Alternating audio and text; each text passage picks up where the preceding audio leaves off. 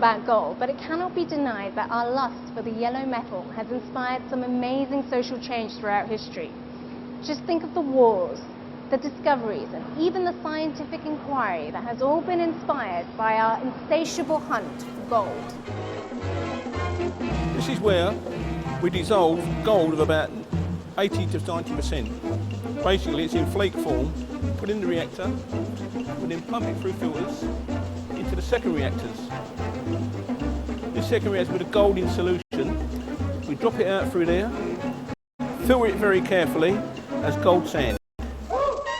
For all that effort, you'd think bullion merchants like Bird & Co. would be raking it in. But the truth is that the margins they get are tiny, about 1%. And that's because their specialization is all about refining non-standard pieces of gold like jewelry into purified bullion blocks for use as a financial measure. That's value added, but only for those who need cash more than they need jewelry. Luckily for people who have golden heirlooms when times get tough, there is no shortage of investors prepared to swap them cash for a chance to sit on these sparkly assets. But why are these investors holding on to an idle asset like gold when they could put their cash into something more productive, like investments in companies, people, or bonds? And how does that affect society?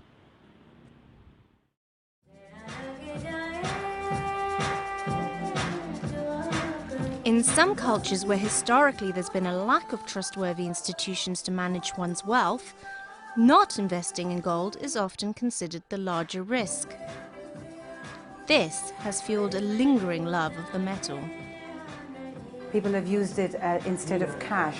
So basically what they've tended to do is gold is part of their savings, and it's if you've saved up pound notes, you're probably going to go and spend them, but if you've got gold, you're only going to liquidize that when you really urgently need to. It's not so much the actual monetary value that it represents, it's more of what it means to give someone gold. It's like, this is my most precious thing that I have and I will share it with you.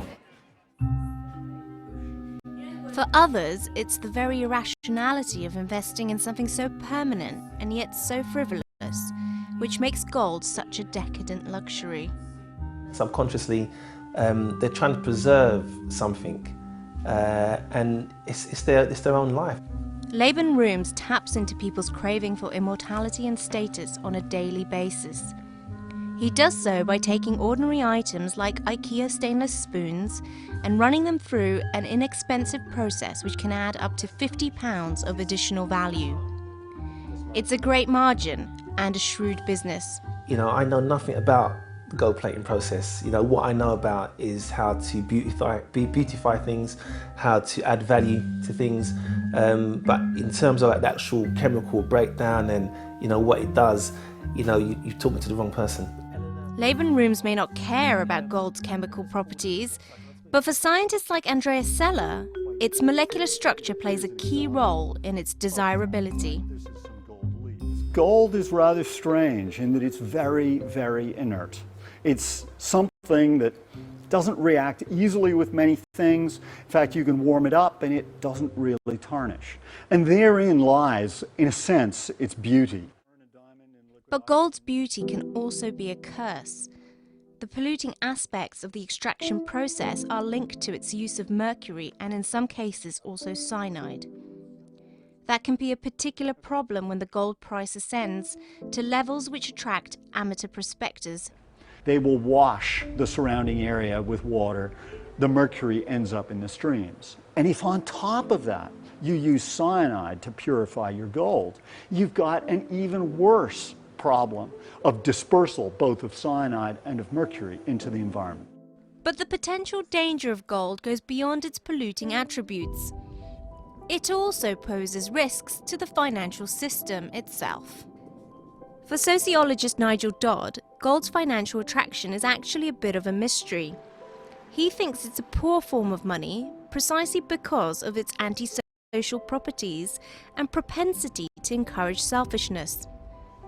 Gold, he says, undermines the fundamental point of what money should be, a reflection of a society's capacity to share.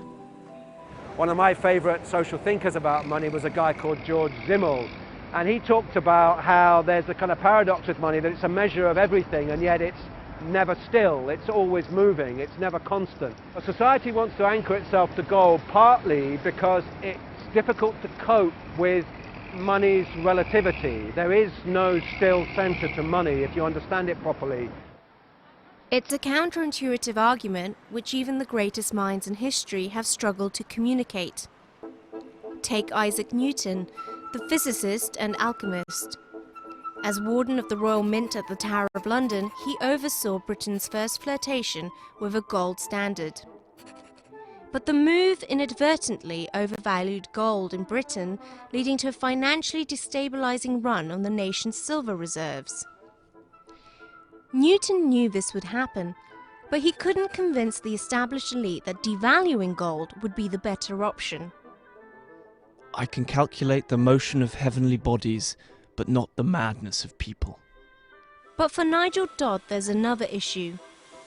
Gold also expresses a wastage of human potential. On the one side, gold clearly appeals to people as a way of displaying the fact that they've got more than they need.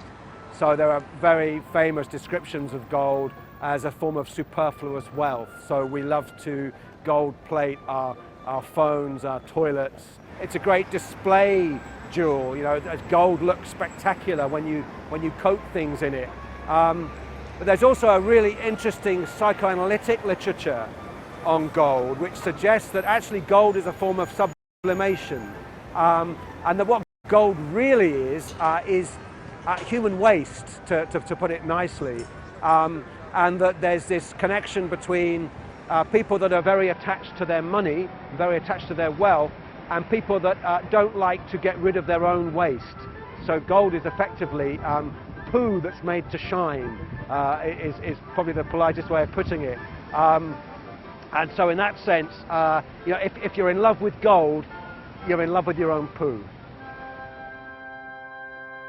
While the bodily waste analogy may be extreme, what Dodd says about gold's antisocial role is strangely appropriate given its chemical profile. What happens is that because the atom is so massive and there's such a huge charge in the nucleus, the outermost electrons tend to get pulled inwards, and therefore they're less available for bonding. Those electrons are maybe a little bit shy. They're kind of drawn in. They're rather more reluctant to get out there and do stuff.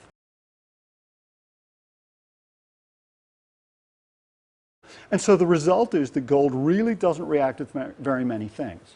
For sociologists, that's similar to the characteristics of those who prefer to trust in the tangible reality of a physical element over the more ethereal concept of my word is my bond, which depends on a trust in other people. The physicality in any case seems to be the differentiator. Gold is present in the here and now. It can be protected, controlled. And that's what makes it a safe haven and an anchor. But herein also lies the problem with using gold as a financial benchmark.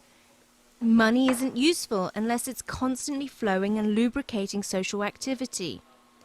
Gold's physicality also makes it too easy to hoard. If all gold was radioactive, then people wouldn't stockpile it anymore.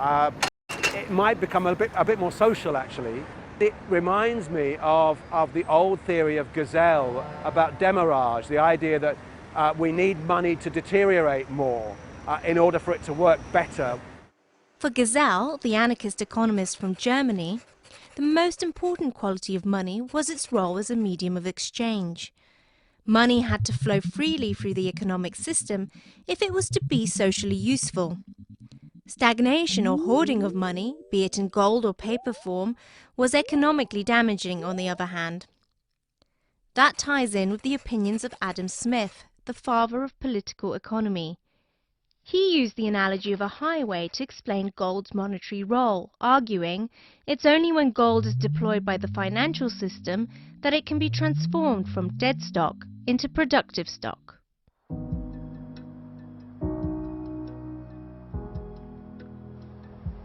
But I prefer to use the metaphor of a river or a stream, which has no value to anyone unless it's in constant flow.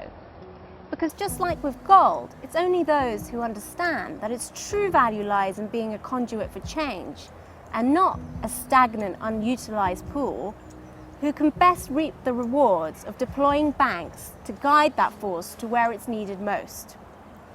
In short, gold is most valuable to society when it becomes a currency.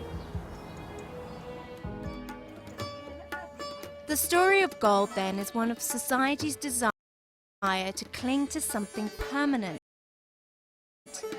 to convince ourselves, perhaps, that things just won't change for the worse.